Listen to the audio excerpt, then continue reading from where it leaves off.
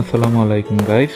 আজ চাঁদ রাত, আপনারা সবাই জানেন। তো চাঁদ রাতে আমরা প্রবাসীরা ঈদ সেলিব্রেট করি, সেটাই আজ আপনাদের দেখাবো। তো গাইস, আজ সকালের ঘটনা থেকে শুরু করি। ফ্রেন্ডদের বায়না রাখতে গিয়ে সকালে তাদের সাথে গোসল করতে বেরিয়ে গেলাম এবং দেখতে পাচ্ছেন একটি বড় পাহাড় থেকে লাফ দিয়ে দিলাম এবং গিয়ে একদম পরিষ্কার পানিতে নদীতে পড়লাম। তো গোসল শেষে দেশের উদ্দেশ্যে বেরিয়ে পড়লাম। দেখতে পাচ্ছেন যে আমি ফ্লাইটে আছি এখন, এবং ফ্লাইট থেকে নিচের বাড়িঘরগুলো একদম খেলনা বাড়িঘরের মতো লাগছে।